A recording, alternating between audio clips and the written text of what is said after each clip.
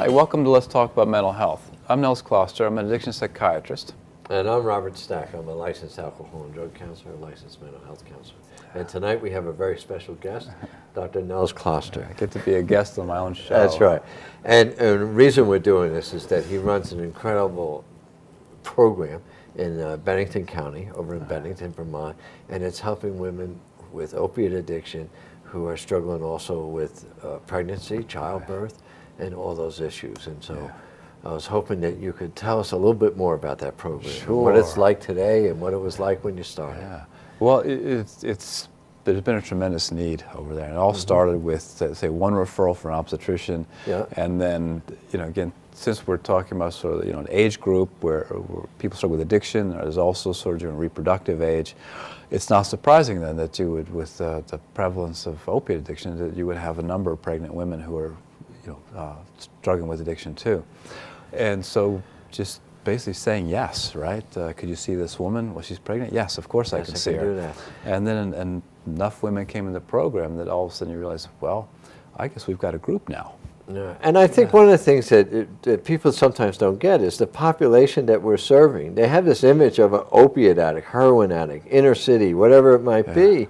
But we have a lot of young people in their 20s and 30s who are starting off on life just like everybody else, trying to, but they've been doing opiates. They're dependent on them. And they're dependent on heroin or pain medication, whatever way they start it. And this is something that they need help with. Yeah. Oh, I think most of my patients are probably under 30 years old, or definitely less than 40. Yeah. So and again, when you talk about doing, and I'm not the only one in the state doing something like this. I mean, there's the Bambi program in Rutland, which focuses on pregnant women and combines obstetric care with addiction care. The COS program at Fletcher Allen does exactly the same thing up there. But really, being a psychiatrist, realizing that I had a number of pregnant women and that they struggle with basically the same issues. I mean, there's a thirst for knowledge about being pregnant for the first time, or being pregnant and opiate dependent at the same time and on this treatment Suboxone. That brings up a lot of sort of questions and begs for education. And then two, the sort of the stigma, the shame and the guilt is like not only, oh my God, you're opiate addicted, you're opiate addicted pregnant women has a much heavier sort of level of stigma and shame attached to it. So to be able to help them navigate that and to build their life back up is immensely gratifying. And a great way to do that is with therapy groups. Right. There is always some risk in dealing with women who are using opiates who are pregnant. And this doctor calling you up, asking you if you would take her on. Did you worry about that at all? About the, it's a risky pregnancy, or is it a more difficult client? It's a little bit outside of the norm, if you will. I don't know how to say that. Yeah, and it's a funny thing, but I want to sort of take off from your comment, though, about women who do stop on their own. Yep. Because we know from experience that, again, women loving their babies want to do the best thing they can for the pregnancy. That a lot of women, they stop smoking, they'll stop their drinking, and they manage to stop drugs as well. And because there's this great power from being pregnant, from being maternal, is an incredible motivator. But it also causes women a lot of distress too when they can't quit. So I've met a lot of women who have sort of quit using the first time they were pregnant and got through that whole stretch, and then for whatever reason, got back in the drugs again. And when they got pregnant the second time, they thought, okay, I'm going to do just like I did before. I'm going to be a good mother. I'm going to stop using. And then they find out they can't, which is part of the addiction, progressing to becoming more and more serious, to people having less and less sort of control, less and less ability to stop. So I want to make sure that while we recognize that there's that great power of maternal instinct that comes about, sometimes it can be basically, overrun or overwhelmed by the power of the addiction. Right. And that causes women just an amazing amount of pain when they have to come in and shame and say, I quit before and I can't quit now, and there's this implication, what kind of an awful, person or mother am I?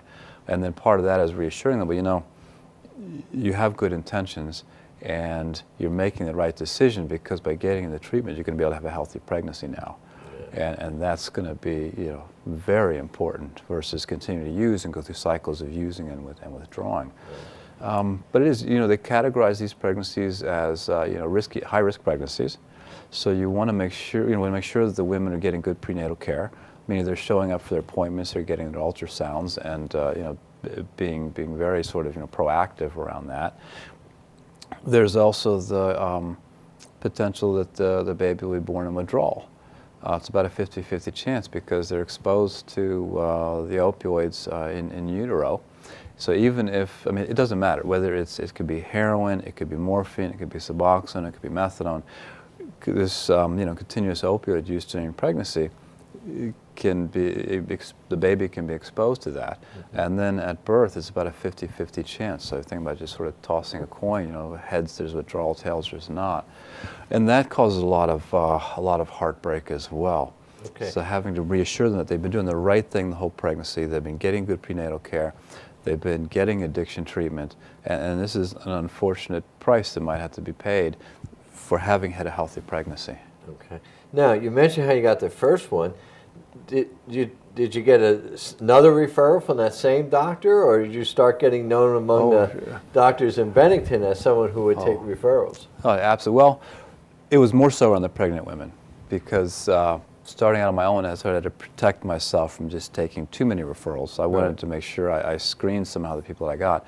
But with the pregnant women, we didn't bother with screening. It was just, we just made it known that if we got called from the obstetricians and they had a pregnant patient, that we would just take them in as soon as we could. Now, do you continue to work with the doctor, with the doctor who did the referral? Did you take over some of the medical, or how does that work? Yeah, no, often, because there's a lot going on. So, of course, I don't delve into the obstetrics, and they defer all the sort of psychiatric and addiction issues to me.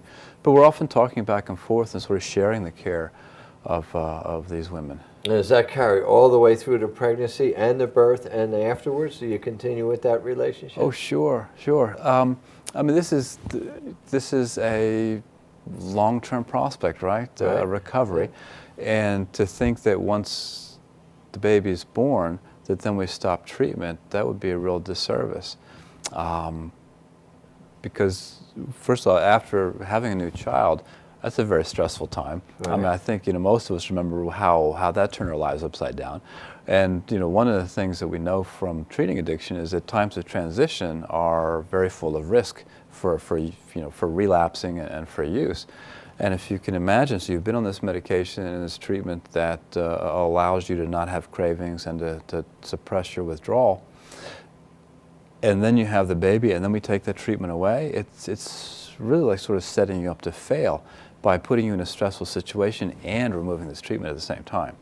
So so what's happened was, we finally got a large number of pregnant women, and realized that, okay, now we have enough to form a group. So we started really sort of doing group therapy with them. And it was fun. So it gets to the point where with the first group, there's women with growing bellies and comparing due dates and what their symptoms and how they're feeling, and then you start to have in the group all these car seats and little babies there, and then talk about can you breastfeed on Suboxone, and how are you doing with this and that, and how are partners supporting you. So with those groups through sort of the stage of pregnancy and the delivery, you saw the relationship and the topics then develop along the way as well. They have the babies, and they got these healthy babies. Yeah. And they want to do right. Yeah. Right? They want to raise, because mostly, like all of us, I don't want my child to suffer the things that I suffered. Mm-hmm. Right? I don't want them to make the same mistakes. And especially when you think about drug use, these are young parents that are really very, very concerned that their babies don't do the same thing that when they grow up that they did. Right, and some of them are trying to change some of that generational stuff. Now, I want to go back to the very beginning, if you don't mind, again. But when did you start adding your staff, and who were some of the people that came on that helped you with this? Yeah, no, it's really like Vermont is really recognized as a sort of forward-looking state, giving more support to physicians who are working with Suboxone maintenance and primary care. And through one of the programs called the Blueprint for Health, they've created health homes, and they've recognized that, particularly around addiction treatment, that your average family care physician isn't necessarily equipped to offer a full spectrum of addiction treatment. So what they offer to primary care doctors is both counselors and nurse case managers. So for me, that was the next step in growth then, from sort of mom and pop then to adding on a counselor and a nurse. And again, talking about luck and just sort of going with the flow and seeing how things develop. So of course it's just fortunate that one of the first calls I get from the doctor is from an obstetrician that then has my name out there, someone who's willing to see pregnant women. The nurse case manager, Pam Schneer, who was placed in my office, happens to be a neonatal nurse. So she's been in the hospital at Southern Vermont and developed their program around treating opiate-dependent mothers and their babies. So when she got ready to sort of leave that program, because it was up and running quite well on its own, to come out with the blueprint and work in the outpatient world, the fact that she got matched up with me was just a catalyst, because then I'm willing to do it, and she's got all this expertise. And so we wound up co-leading groups where we could then do the medical and the psychiatric and addiction pieces of treatment. It's nice when the things come together or something, isn't it? Out of a movie or something like that. Yeah. So it was really just, I'm lucky. And you hear something. I'd rather be lucky. I'd rather be lucky than good. But so are your patients. I met Pam, and she's a great nurse, and I'm very, she's just full of love and concern and compassion, but also that extra piece of knowledge and experience. Oh, absolutely. And so that's really, and I think you were talking about this also, about how even the receptionist makes a difference. Even the people, whether it's counselors or whatever, how they feel about the clients and how they're feeling about what they're doing. And so I mean, it's one of the principles of good treatment that there's no wrong door to start off. So whoever you might call asking for help, they don't tell you to go somewhere else, but they say, oh, I know who to call. They sort of forward you on or help make the referral there. And two, I mean, a welcoming environment. I mean, one of the terrible pieces is that addiction is a hard illness to have. Mm-hmm. And there's a lot of stigma about this, even in the medical community. I mean, I know that when patients, for example, have to go to the emergency department because of some injury, they're always very reluctant to disclose that they're on either Suboxone or methadone, because they assume they're going to be treated in a certain way. They're not going to feel that they're met with the compassion in those sort of settings. So if you can have a place that actually is sort of warm and welcoming, that for many folks struggling with addiction, that might be one of the first times they've experienced that. Right. And they're sort of used to the idea that addiction entails not getting kind treatment. So that can by itself be a tremendous boost. And I think just to say on behalf of emergency rooms and stuff, that so many of them have been abused or tricked or something by addicts coming in and looking for drugs, looking to get drugs. And when you're an addict, and what your goal of that day is to find drugs, whether it means driving somewhere or getting money or seeing a dealer, getting a script, going somewhere, but in a way that's your daily goal, is to find drugs. Eventually people's words lose any kind of weight, because as part of the illness they've had to lie to either acquire the drugs they need or to avoid shame or consequences from that. And it takes such a long string of positive actions to turn that around. So once things are poisoned, it's very difficult. And so we try to do just that, sort of, again, building up a reputation or building up a string of behaviors and actions that actually show that there's been some change going on. Now, I imagine some of your clients have already been exposed to some kind of treatment, whether it's guidance counselors in school or treatment from the street, but there's a place, and I think you mentioned it last week when we were talking, that one of the advantages of giving the medication that they need is it also gives you an opportunity to work with them, to have them in groups and to be able to talk to them. So maybe you could say a few things about what are the things that you try and teach them? What are the things that you try and encourage them to aspire? You want the drug, you want to be safe, and we want to have a child. Okay, we can help you with that, but there's more. And how do you present that? Yeah, and that's nice, because when people start out there, they're really in distress and in discomfort. And when they get the medication, whether it be Suboxone or methadone, then all of a sudden they're not uncomfortable anymore. And a lot of times they want to stop there and say, okay, you made me feel good, thank you very much. But as we know from, notions of recovery, working with Turning Point or through 12 steps or just looking at the long term, the medication by itself just doesn't do the job. So one way of looking at this is that the medication is sort of like a carrot. And sometimes it probably feels like a stick, but most often it's a carrot to make sure that people keep on coming to treatment, because it takes such, if you've been addicted to opiates for years and you get onto this treatment, almost everybody comes in and says, like, I want to be off of this as soon as I can. But if you've been looking at years of opiate use and addiction, you should probably look at years of medication and to sort of stabilize the body and then slowly taper off the medication down the road. That buys me time, and what we're really sort of push is this notion of recovery, that we know that there's certain things in place from personal experience, from the profession, from people who stand up and say, my name's John Smith and I've been in recovery for 20 years, and what that actually means and how they got there. So we have about 6 sort of points that we bring up with people throughout treatment, and we sort of keep it written on boards all over the place. We keep our focus on just these things, which we think measure progress in recovery. Just stopping using drugs is really not much of a measure. People will count the days that they haven't used, and while that then length of time not using is helpful, it by itself is not really a very worthwhile measure. I mean, you're familiar with sort of the concept of dry drunks. People who are not happy, they're very judgmental, they're angry, but they're not drinking. So they're still unpleasant people. I often say this, is that the real point of treatment is quality of life. That people want to have a good life, and they're not having a good life when they're addicted to opiates. And so what we have to do then is move towards these measures of a good life. So the first thing, of course, is being drug-free. You're not learning how to cope, you're not freeing yourself from the environment of drug use if you continue to use drugs, not just opiates, but say benzodiazepines, marijuana. We think that those inhibit your progress.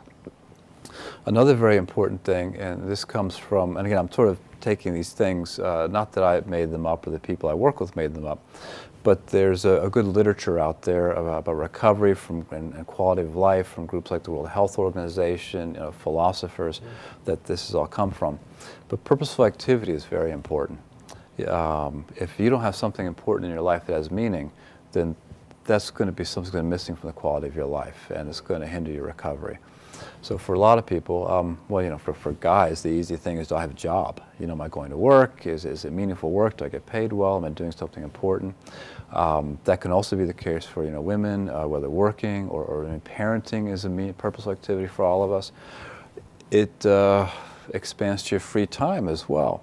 If you're sitting around watching video games and smoking pot when you're have your free time, that's not very purposeful. So are you playing with your kids? Are you engaged in activities with the family? Are you maybe going to church? Are you going to 12-step meetings, just some kind of volunteering activity? We think those give life purpose, and therefore with purpose you have a chance for happiness. Again, poverty is a big piece of this. So do people have good housing? Are they living in a stable home? Do they have to worry about being evicted? Are they able to afford their house? Are they in a crack house? Are they homeless? Are they couch surfing? So having a secure place to live is something that's acknowledged as very important to our psychological happiness. Some of these things some people take for granted almost. I mean, purpose in life, a social life, doing active things, having a home. And yet, for some of your clients, this is something, and their purpose in life before maybe was to get drugs. Right. And that's how they measure success. Did I get drugs today? And I can see how you say, we're going to provide you with enough medication that you don't get dope sick, you won't get sick, and we'll do with some of the cravings. But you need to develop another purpose in life. Yeah. And it's interesting to hear you say that the things that we take for granted, like, well, I have a purpose, I have a job, I have a reason for getting up and doing things.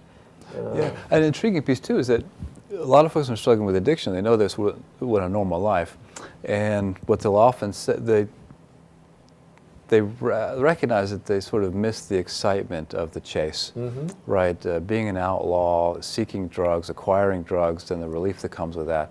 So you're right, it gives their life, well, so much purpose that it basically takes over their entire life. That's right, that's right. And they'll have a social circle of, drug friends. And it's very common for people to say, well, those aren't real friends, those are just drug friends. But if you really, I was reading a book on sort of sociology of American addiction, and it made the point that these people, your drug friends, whatever you want to call them, they meet the criteria for friends. That's right. They serve that purpose. You have common identity and common purposes. There's reciprocity, there's a give and a take. And even though it's not always very equal and people get cheated a lot, you know that if you're really struggling, somebody will sort of front you some money. They'll front you some drugs. They'll pick up the slack for you. Now realize that you're going to have to return that favor, but that's what we do too, right? If you ask me to come over and help you move a sofa, I might come over and help you ask me to stack some firewood. That's right. And it's just the kind of thing that we do as a back and forth. So you help them with that, you talk to them about housing. Are there other issues on top of that that you also want to see them achieve or look forward to? Yeah. Well, big one is developing accountability. Oh. Right, taking responsibility for themselves. And you can see that as sort of a process when people come into treatment. Initially, we have to take all the accountability. Like you were mentioning, Dr. Yandow had said that, I'd like to trust you, but I can't trust your disease. So as the treatment centers, providers, we basically hold the accountability. You will be here on these days. You will get your prescription after seeing the doctor, after doing your drug screen. We'll insist on the drug screening. We'll insist on groups and therapy, and holding them accountable for the results of those things. And then over time, you'll see a transition happen. So, for example, in the beginning, I'm like, well, your drug screen has all these things in it. What's with that? And then they have to explain what happened. And then you get to a point where they come in themselves and say, by the way, doc, that drug screen I did yesterday, it's going to have this and this and this in it.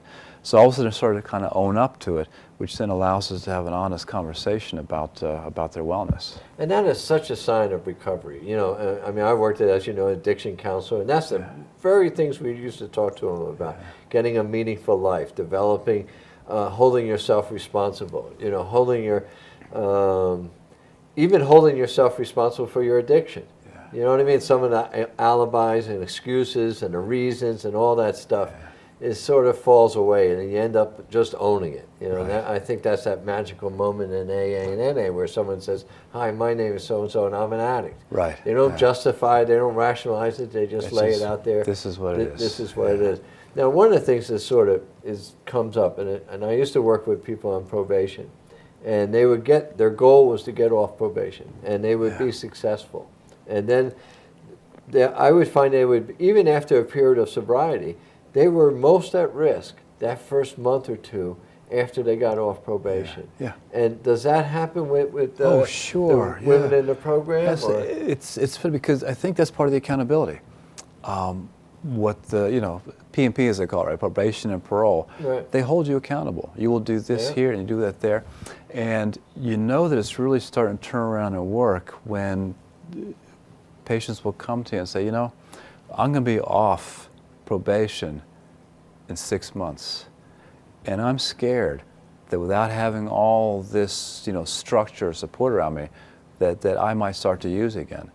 Then you realize that the awareness is starting.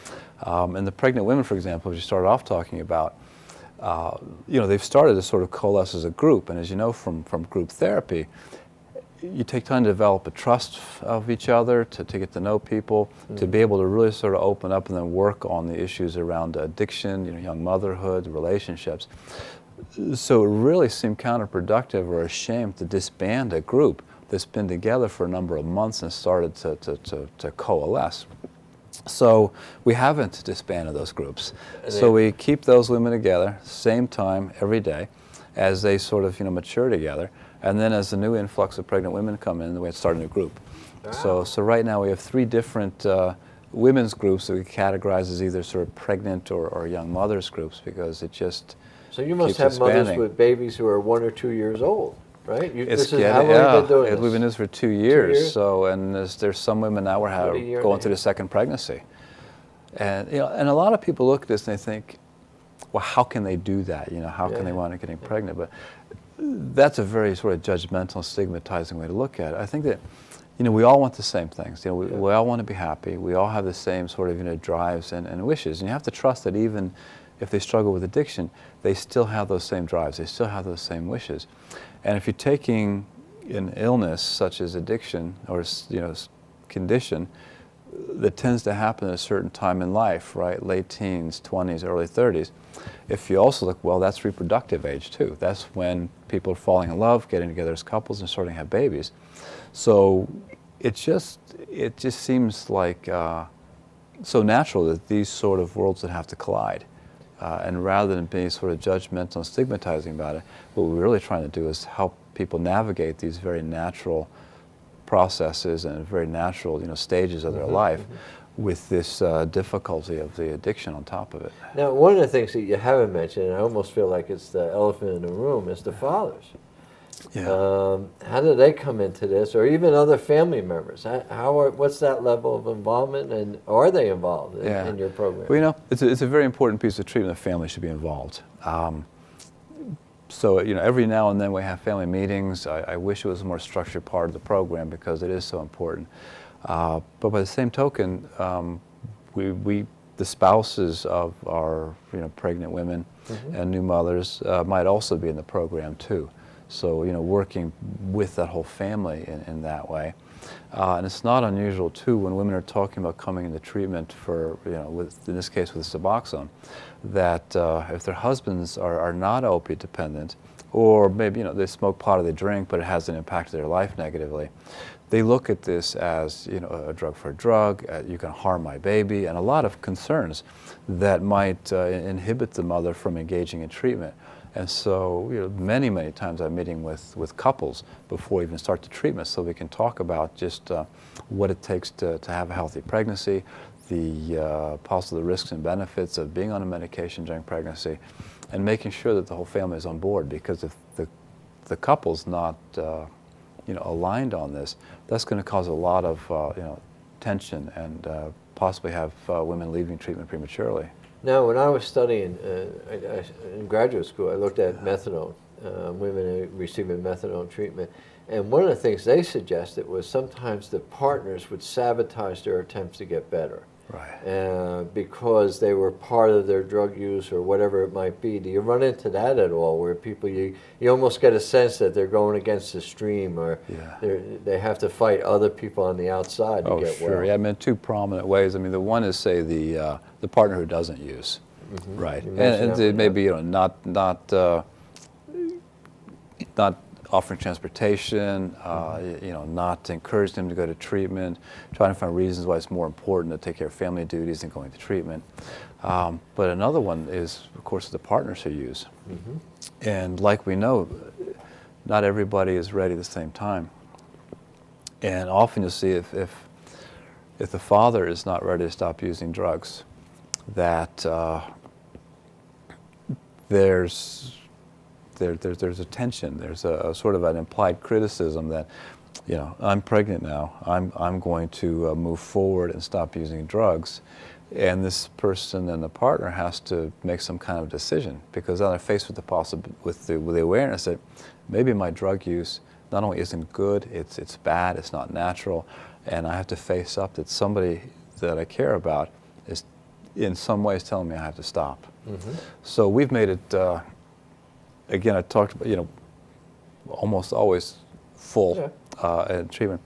But if we have a woman who's coming who's pregnant, or if any of our patients, if they have a significant other that is struggling with addiction and needs treatment, then we just bring them right in. Because in many ways, if you have a household with two people in it, and one person's using, one person's not, or if they're both addicted to opiates, and you only treat one of them, that's just stupid.